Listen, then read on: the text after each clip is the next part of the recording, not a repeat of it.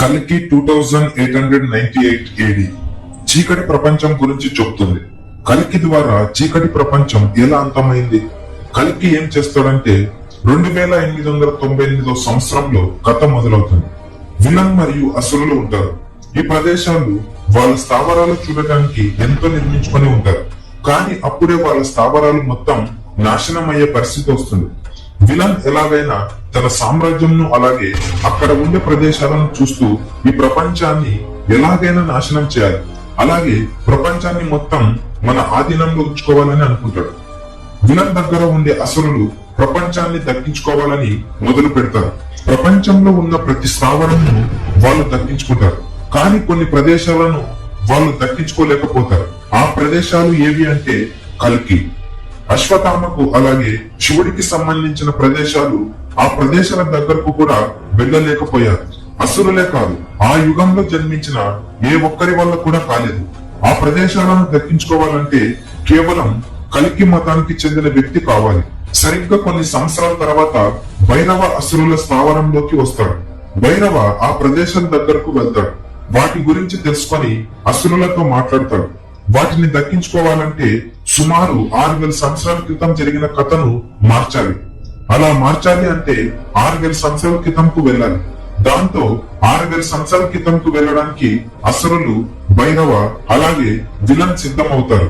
6000 సంవత్సరాల క్రితం జరిగిన కథ ఏమిటి అంటే కల్కిని పూజించే వాళ్ళు భవిష్యత్తులో జరగబోయే ప్రమాదాలను తగ్గించాలని అలాగే మంచి భవిష్యత్తు రావాలని ఎదురు చూస్తూ ఉంటారు.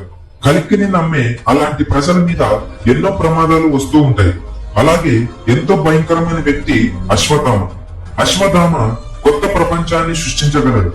నాశనం చేసే అంత శక్తి కూడా అతనికి ఉంటుంది. కానీ కల్కిని నమ్మే ప్రజల మీద అశ్వత్థామ వాళ్ళను నాశనం చేసే ప్రయత్నం చేస్తాడు.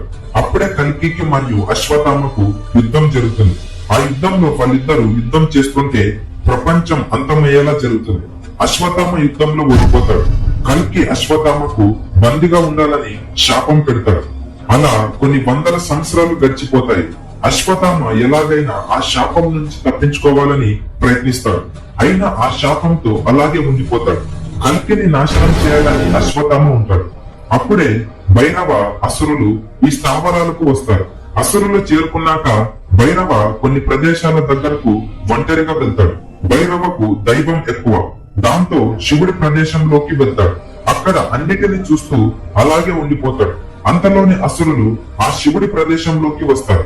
అప్పుడే అశ్వత్థామ కళ్ళు తెరిచి ఆ శాపం నుండి విముక్తి అవుతాడు. ఎలా అంటే అక్కడికి వచ్చిన అసురులు మొత్తం శివుడి స్థావరాలను అలాగే ఆ ప్రదేశాలను నాశనం చేయడానికి ప్రయత్నిస్తారు. అశ్వత్థామ ఆ అసురులను తన ఆయుధంతో వాళ్ళను చంపేస్తాడు. ఎలా అంటే అక్కడికి వచ్చిన అసురులు మొత్తం శివుడి స్థావరాలను అలాగే ఆ ప్రదేశాలను నాశనం చేయడానికి ప్రయత్నిస్తారు. అశ్వత్థామ ఆ అసురులను తన ఆయుధంతో వాళ్ళను చంపేస్తాడు. అశ్వత్థామకు ఉన్న శక్తి మొత్తం తన ఆయుధంలోనే ఉంటుంది. పెద్ద పెద్ద ఆయుధాలతో విలన్ శక్తివంతమైన వెపన్స్ ను అసురులు తెచ్చుకొని ఉంటారు. అక్కడ ఉండే ప్రజలను అసురులు మొత్తం నాశనం చేస్తూ ఉంటారు. ఇక్కడితో ఇంటర్వెల్ సీన్ అవుతుంది. సరిగ్గా 6000 సంవత్సరాల క్రితం అంటే ద్వాపర యుగం కాలం అశ్వత్థామకు కల్కికి ఇచ్చిన శాపంతో తన ముఖం కూడా ఎవరికి చూపించకుండా శివుడి స్థావరంలోనే ఉండిపోయి ఉంటాడు. అసురులను చంపిన తర్వాత భైరవ కూడా వెళ్తాడు. అప్పుడు అశ్వత్థామ భైరవ మీద దాడి చేస్తాడు. భైరవ ముఖం కల్కి అవతారంలా అశ్వత్థామకు కనిపిస్తుంది. దాంతో భైరవను చంపడానికి అశ్వత్థామ వస్తాడు. ఆ యుద్ధంలో భైరవకు కల్కికి ఉన్న శక్తులు ఉంటాయి. అశ్వత్థామ శక్తి సరిపోదు. భైరవ అశ్వత్థామను ఓడిస్తాడు. అశ్వత్థామతో ఉన్న ఆయుధంను తీసుకుంటాడు.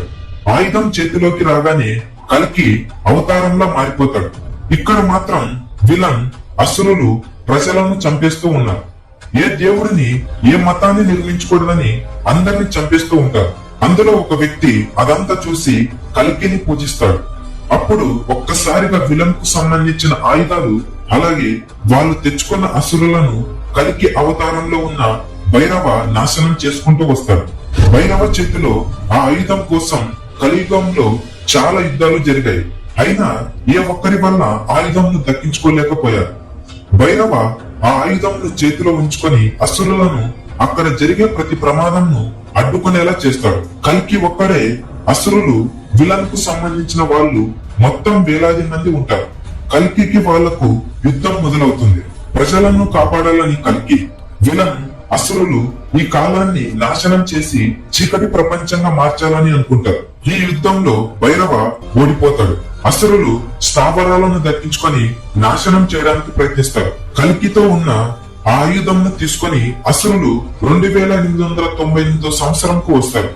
2898 సంవత్సరంలో జరిగే ప్రమాదాలను కలియుగంను చీకటి ప్రపంచంగా మార్చాలి అని అసురులు సిద్ధమవుతారు. అప్పుడే భైరవ అశ్వత్థామ కలిసి